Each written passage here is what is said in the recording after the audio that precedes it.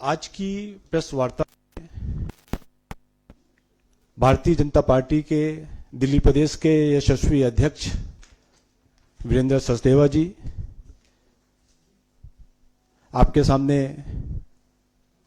Press वार्ता को करेंगे और उसके बाद प्रश्नकाल रहेगा।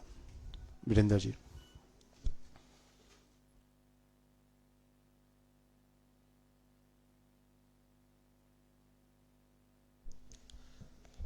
नमस्कार मित्रों,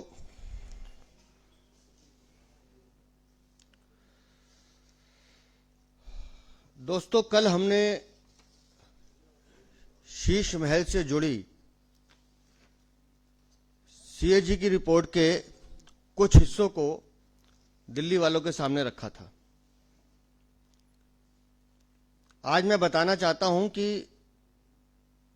अरविंद केजरीवाल की सरकार ने प्रचार और विज्ञापन का जो भ्रष्टाचारी खेल खेला है वो अरविंद केजरीवाल की पोल खोलने के लिए काफी है। न्यायालय की फटकार के बावजूद भी अरविंद केजरीवाल या आतिशी मार लेना विधानसभा पटल पर सीएजी की रिपोर्ट नहीं रख रहे हैं।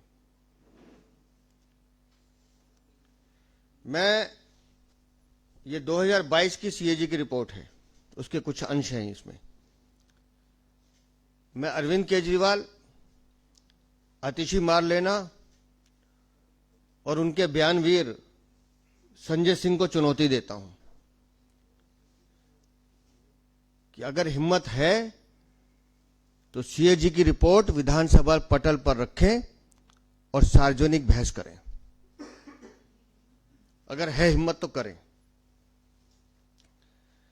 ये 2021-22 की जो सीएजी रिपोर्ट है, इसमें स्पष्ट रूप से लिखा है कि 4 योजनाओं पर अरविंद केजरीवाल ने जो मूल राशि है उससे ज्यादा लगभग 31% गुना पैसा खर्च कर डाला बिना किसी अनुमति के। ऐसी 4 योजनाएं हैं जिसका मैं जिक्र भी करूंगा। केजरीवाल सरकार जवाब दे कि सीएजी ने जो 4 सवाल इसमें पूछे हैं उसके बारे में उन्हें क्या कहना है। मैं विशेष रूप से आपको ये बताना चाहता हूं कि वो 4 सवाल कौन से हैं। सीएजी की रिपोर्ट बताती है कि 2021-22 में जब हम सब कोविड से जूझ रहे थे, उस समय केजरीवाल सरकार ने 4 योजनाओं के नाम पर कैसे पब्लिक के पैसे को अपनी प्रचार में खर्च किया। सीएजी ने जो 4 सवाल किए हैं वो सवाल हैं बिजनेस ब्लास्टर स्कीम। खूब विज्ञापन, इसका खूब प्रचार हुआ था। बिजनेस ब्लास्टर स्कीम के लिए जो आवंटित फंड था वो था 54 करोड़ 8 लाख। ये खर्च होना था।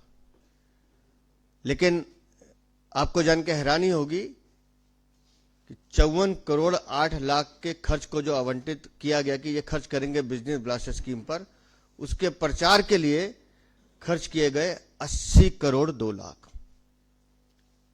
मतलब मूल राशि जो खर्च होनी है वो 54 करोड़, लेकिन उस 54 करोड़ का गाना गाया गया, उस पे जो पैसे लगे वो लगे 80 करोड़ 2 लाख।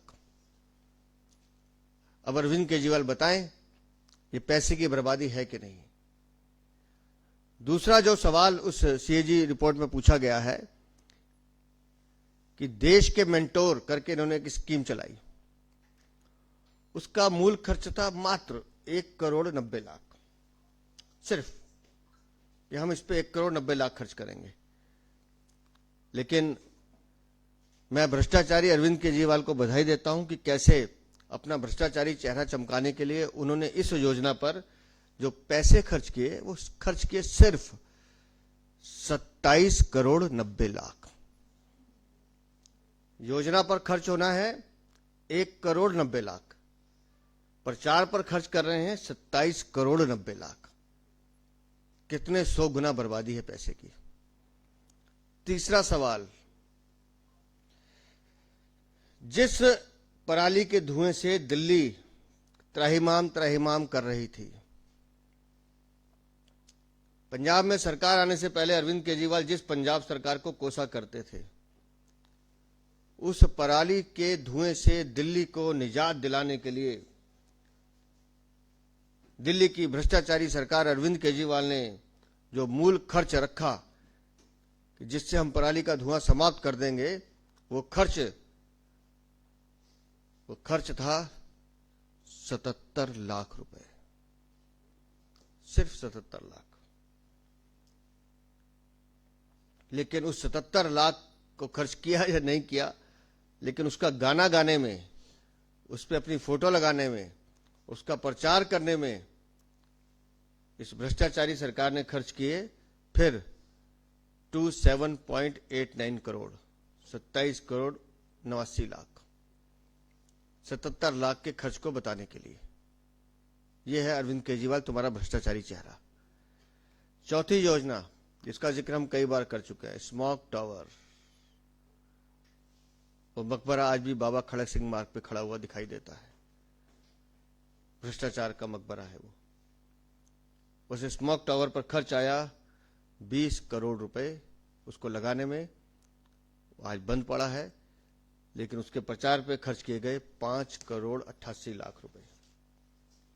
अब अरविंद केजरीवाल को यह बताना है कि अगर सीएजी की रिपोर्ट आपसे ये 4 सवाल कर रही है, ये तो सिर्फ मैं 21-22 की बात कर रहा हूं, बाकी अगर सीएजी की रिपोर्ट खुलती जाएंगी तो उसके बाद अरविंद केजरीवाल हो, दिल्ली की मुख्यमंत्री आतिशी मारलेना हो या उनकी सरकार हो, वो क्यों भाग रहे हैं?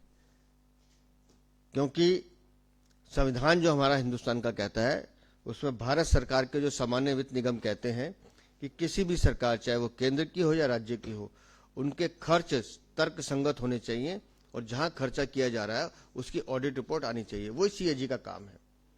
लेकिन सिर्फ विज्ञापन करना, चोरी करना, भ्रष्टाचार करना और मूल राशि जो जनता के हित पे खर्च होनी है उससे करोड़ों रुपए ज्यादा खर्च कर विज्ञापन पे, प्रचार पे, स्कीम पे खर्च नहीं किया पैसा।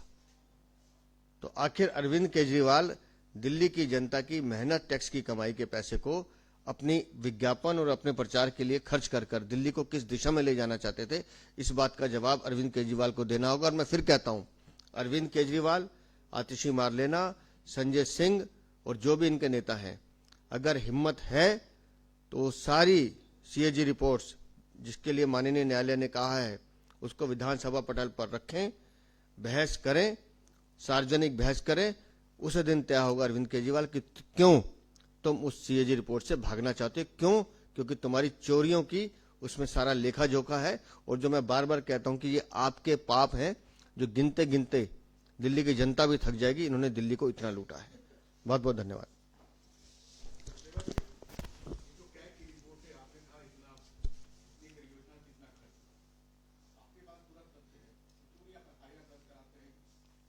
जब तक वो विधानसभा पटल पर नहीं आएगी, जब तक सरकार उसमें पक्ष नहीं रखेगी, हम तो इसमें कानूनी जो सलाह लेनी है लेंगे।